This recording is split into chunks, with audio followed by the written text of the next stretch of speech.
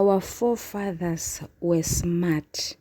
That is why we have Indigenous Knowledge Systems, which is IKS. IKS is our black science. Have you ever asked yourself, why did we eat eggs in moderation? We had chickens roaming our yards. It is because of the fact that eggs are proteins. They aid enhance sexual hormones. Maybe it is the reason why in South Africa today we have kids with kids, because of the fact that they eat eggs every day. Isikhaftini nje singebe saba isikhaftini lingekho iqanda. Awu madoda lafe lihle kakhulu. We ate eggs in moderation because they assist in long-term memory. Sanibonani balingani mabhungu namatshitshi. Igama lami ngoSpooky N isiZulu. Namhlanje senza umbhalo obuciko obizwa ngokuthiwa Bengithi Lizokuna, obhalwe nguNakanjani Sibiya. Sizokwenza inkomba, umbuzo omude, uphawu lokuhlaziya olubizwa ngokuthiwa UDWESHU. Uma ukhumbula kahle, sayenza lenkomba, ngakho ke sangenisa into esizoqhubeka ngayo manje umzimba, kodwa la sesenza udweshu lwangaphandle. Umbhali usethulela udweshu lwangaphandle ngokusebenzisa abacaphuni. Abacaphuni bethula inkulumo phakathi kwabalingiswa. Sibona abalingiswa ababili beqolozelene emehlweni, abavumelani. Lowo ngumhlengi nentombi yakhe uNontobeko. Umhlengi ufuna ukuba bahlukane. Uze la nje kwaNontobeko efletini ngoba ezomala. Kodwa-ke akamnikezi isizathu esiphathekayo. Umtshela ukuthi kunzima. Ubani ongemukela isizathu esinjengaleso, esingakutsheli lokho okhathaza umoya walowo osefuna ukuphuma kulolo thando noma kuleyo ndlela ebeniyiqhuba. Nontobeko ubuza ngolaka, aphinde abuze ngezinyembezi, kodwa lutho ukuyithola impendulo egculisayo. Kwamhlengi naye useyakhala. Umbhali usethulela udweshu lwangaphandle phakathi kukamhlengi kanye noyise uNgidi. Kubangwa ukuthi umhlengi uxoxela uyise ukuthi ugay, uyinkonkoni. Akumjabulisi lokho uManqoba Ngidi. Kwazise ube namaphupho ngendodana yakhe, futhi ecabanga ukuthi manje isikulungele ukuba iganwe. Eyithengele nesipho okuyipulazi. Manje useyayixosha ngoba phela kuye lento eyishoyo ayamukelekile. Umbhali usethulela ingxabano phakathi kukaXolani Mpanza oyisesheli sikaMahlengi.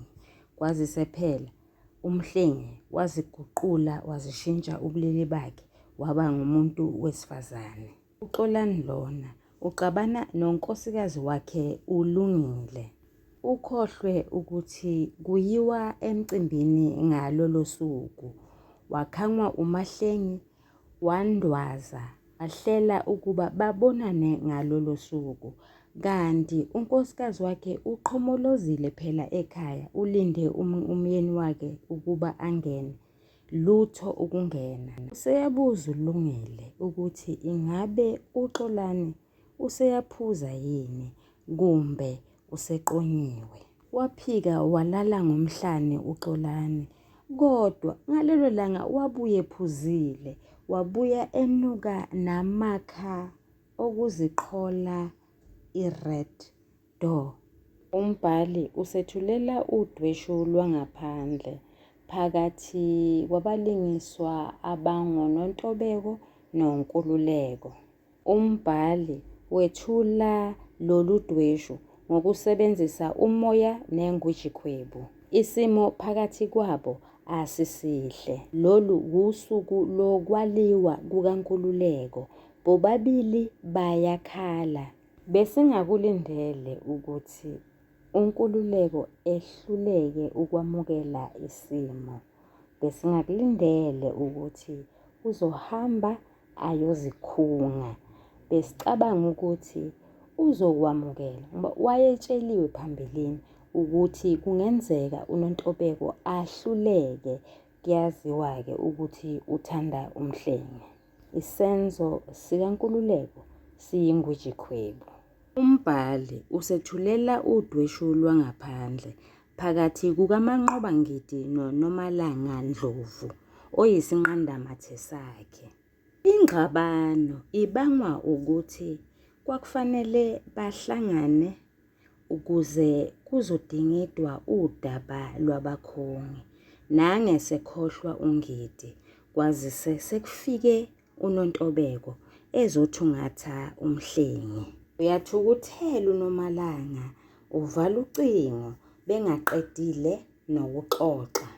Umbhali usethulela udweshu lwangaphandle phakathi kukaNdumiso oyisoka likaMahlengi kanye noXolani oyisesheli sakhe. Ndumiso ujamele uXolani endleleni udedela imvula yezibhakela. Phela uXolani akalindele. Ngakho-ke wahluleka ngisho nokuvika ngoba uphethe kabi. Uphethe ipitsa kanye newayini. uNdumiso unovalo lwezinhlonze. Uvalo lubangwa yisikhwele sokuthanda uMahlengi. Futhi lubangwe nanokuthi akanayo-ke phela nemali yokumlobola. Izinhlonze zibangwa intukuthelo ukuthi uXolani umfunani umuntu yena Ndumiso amthandayo.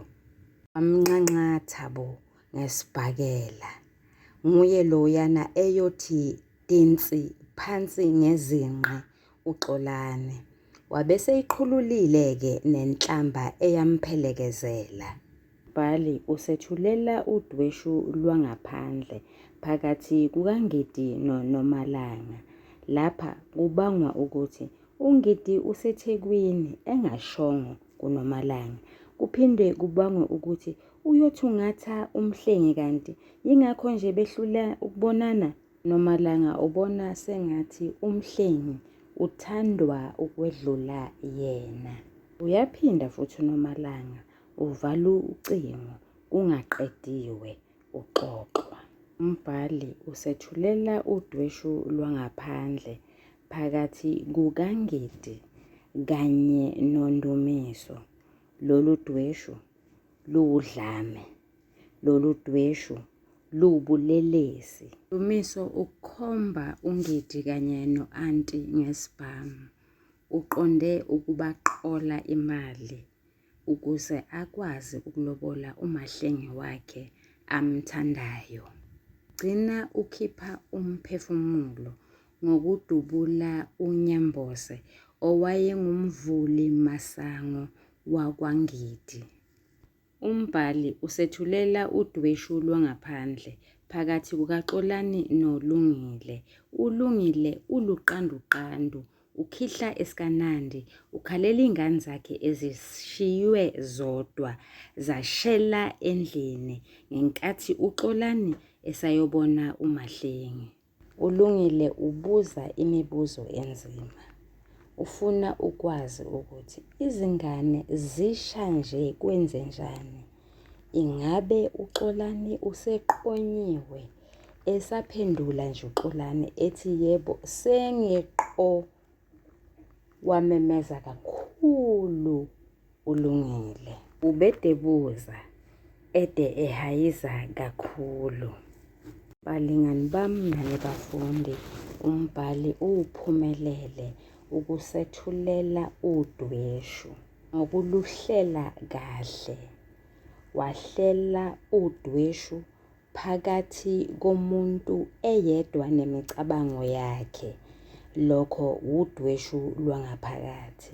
Waphinde wahlela udweshu oluyinkulumo phakathi kwabalingiswa ababili noma abathathu. Lokho udweshu lwangaphandle.